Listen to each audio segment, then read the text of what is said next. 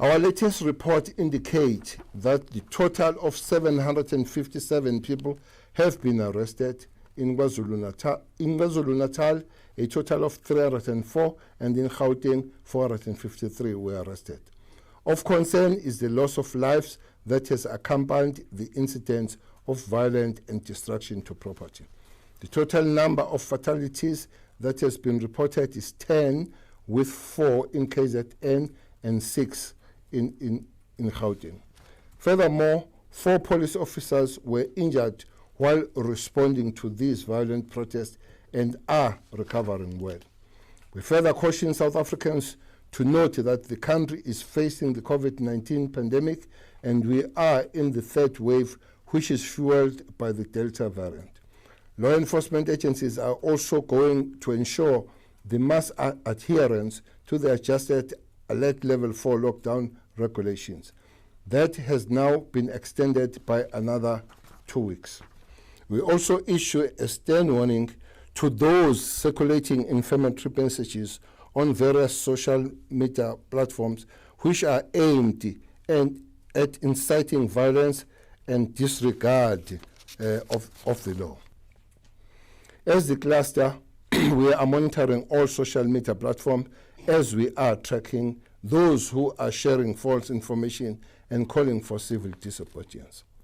We are engaging the different platforms to track and trace the origins of inflammatory posts and messages inciting violence and have requested that these be taken down with immediate effect. Number of the people that has been arrested up to this point was mentioned. There are 304 in KZN and 453 in Gauteng.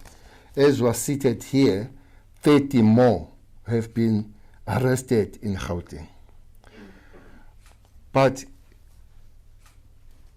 around those people will have to get the agitators, is exactly what the law enforcement agencies are doing to sift those that would have been just taken by the mob spirit to go there, who are there, and those who are planners and agitators on these matters.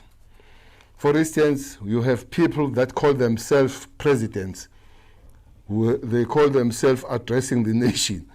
I've never seen a president that has not been elected who goes around addressing the nations in the hostel. And that person will have to really explain himself or herself as he moves around agitating people. And we are not going to allow to be a person unelected as he is, not a member of any leading structure and all that, going around addressing the nation.